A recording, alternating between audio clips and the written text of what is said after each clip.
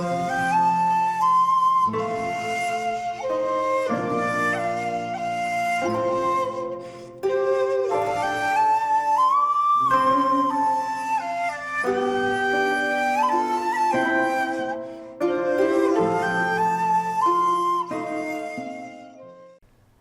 there, this is Solitary Ronan from Solitary Ronan Films, and welcome to another random review. Today's random review is The Family Secret from 1951, directed by Henry Levin, starring Lee J. Cobb and John Derek. This is from the Humphrey Bogart set from Columbia, Noir number 5 from Indicator, and of course, this is the film in the set that doesn't star Humphrey Bogart. Of course, I would pick this one to actually do a review of. It's a wonderful set, which I'm sure will sell out pretty quickly. So you get a lovely big booklet. There's no Three Stooges shorts in this Columbia Noir set. I've still to watch the Rod Steiger Humphrey Bogart boxing picture, but Sirocco is pretty wonderful. Humphrey Bogart does something in this film that he doesn't do in a lot of his films. It's kind of a riff on Casablanca, where he plays a smuggler in Syria. Then Tokyo Joe, he's in Japan. Again, this is a lot of fun as well. Knocking Any Door with Nicholas Ray, where he plays a lawyer. And that's got an interesting twist in the film as well. And we have Dead Reckoning with Lisbeth Scott, which isn't like a great film, but it's also completely great. It has a voiceover for most of the film that isn't really necessary, but it doesn't matter because it's Humphrey Bogart and Lisbeth Scott, and it's a lot of fun. That's Dead Reckoning. But like I said, this is the film in the set that doesn't star Humphrey Bogart. This is produced by his Santana production company, as a few of the films in here were. So this starts with a voiceover with John Derek, as most noirs do, even though it's not really a noir per se, but it has noir elements. And he's leaving this kind of roadhouse in a hurry, talking about regretting something. He comes back home, cleans his car, washes his car, because it's got the kind of mud that is round about the roadhouse. And he has killed his best friend, which he... or Lee J. Cobb kind of figures out something's wrong. So he kind of figures out that he's John Derek, his son, has killed his best friend. His son confesses to him. And also Lee J. Cobb, who is a lawyer, friends with the DA, says you should really just go in and tell him it's the right thing to do. You know, it was a fight, it was an argument, you didn't mean to kill him. You know, your background, you know, from a well-off family, you know, you won't get the chair or anything like that. And you can tell John Derek's like, okay, I'll do that.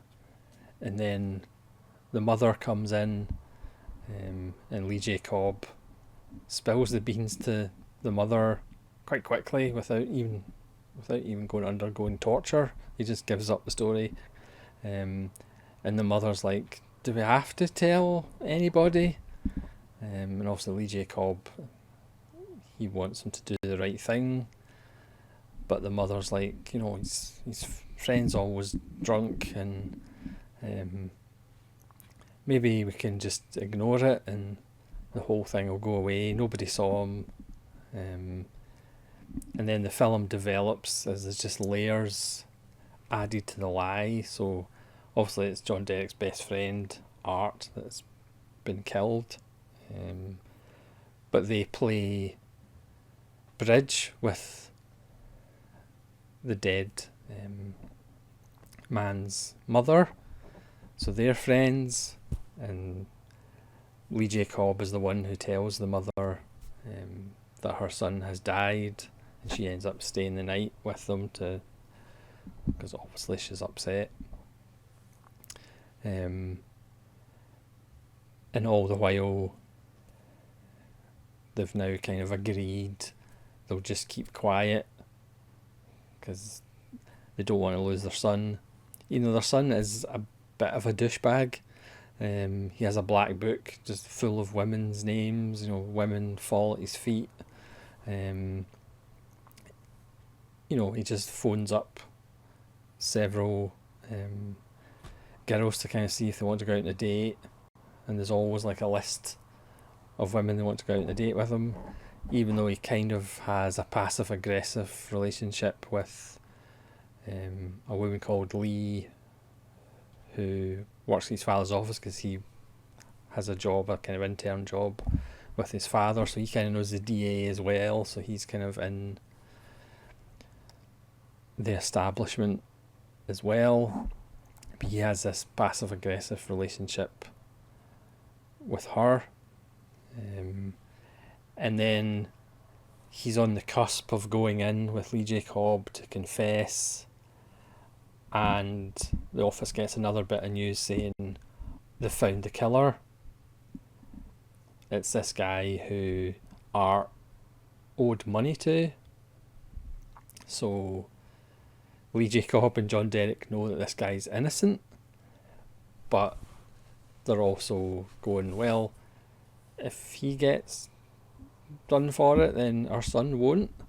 You know, it's really the rich getting away with literally murder. But John Derek says, you know, oh, if they end up convicting the guy, you know, I'm not going to let him like go to the chair or anything. I'll confess at that point. So the whole film is kind of, I'll confess at that point, and then I'll confess at that point, and then no, I'll wait and confess at this point. And of course the mother's completely on board, and Lee J. Cobb is struggling with this. And then to add another layer, the man who's accused of killing Art, his wife turns up at Lee J. Cobb's door begging him to defend her husband, because he defended one of her husband's partners a few years ago. So even though he's retired from criminal law, she's desperate for him to defend her husband. So then the mother, father and son have a meeting about, should he defend this guy? But obviously he's innocent, so Lee J. Cobb isn't going to like throw the case to make him guilty, because that would be against his morals. But letting his son just hide the fact that he did it, that's fine.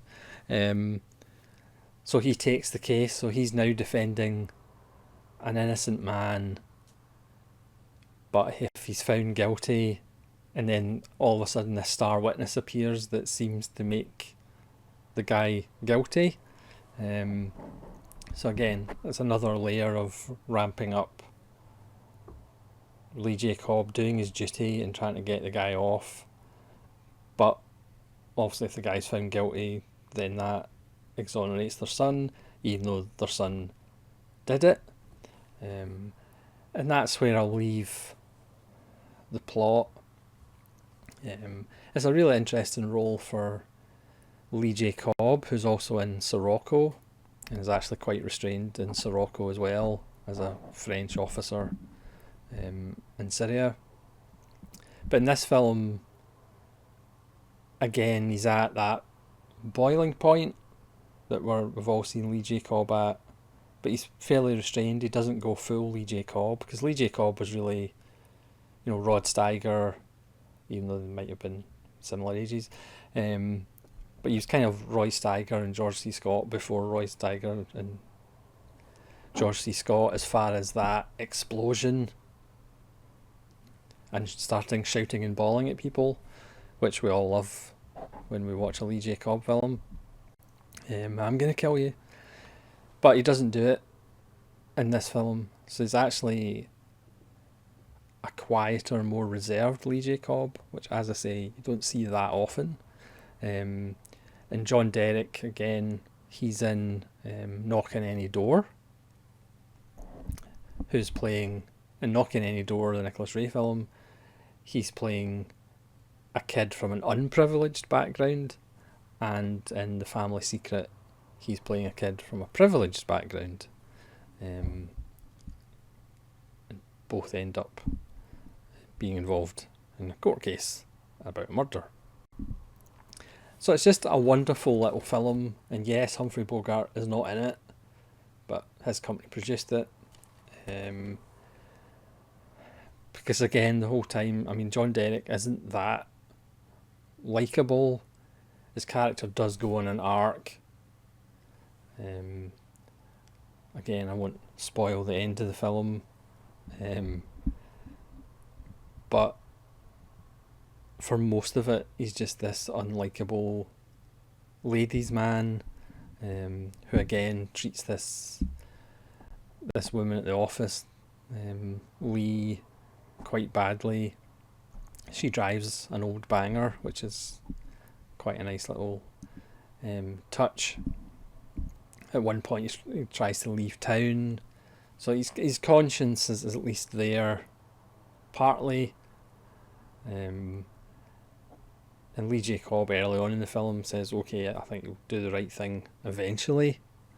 But again, we have this series of hurdles that's like the point where you should really confess, and it's like, no, I'll just leave it until then. We've all been there, obviously. But it's just a fascinating little film that, again, probably wouldn't be, I'm not sure whether this is it is a world premiere in Blu-ray. If it wasn't in this set, maybe Kino might have released it at some point, but because of the Humphrey Bogart production company, it's in this set, and it's a lovely little film. It's only 85 minutes long. It tears along at a fair old pace. It doesn't need to be, but again, it's that level of culpability, and if you can get away with something, at what point does your conscience kick in? Because obviously there's plenty of people who don't have consciences, but it's really interesting to watch Lee J. Cobb's character as he kind of begrudgingly, at the start, he thinks his son's going to confess, and then begrudgingly agrees to go along with the we'll see what happens, and then we'll see what happens when this other guy's on trial. We'll see what happens when that little twist in the story happens. So it's a lot of fun. Again, Henry Levine, one of those jobbing directors. He did Journey to the Centre of the Earth with James Mason, and lots of other genre films. Yeah, just a lot of fun. The whole set, like I say, I haven't watched the boxing one with Rod Steiger yet, but the whole set is just wonderful and hugely enjoyable. Lots of good extras as well, as usual, about Humphrey Bogart. All the films have commentaries. And like I say, the set's probably going to sell out pretty quickly, I would have thought. So that's a random review on the one film in the Humphrey Bogart set that doesn't have Humphrey Bogart in it, The Family Secret from 1951. It's well worth a wee look, because there's some interesting things going on in it. So thanks very much for watching this random review. Please let me know if you've seen The Family Secret and what you think of it, what you think of the Bogey set in general, and hopefully join me again for more random reviews. This is Solitary Ronin from Solitary Ronin Films, saying farewell.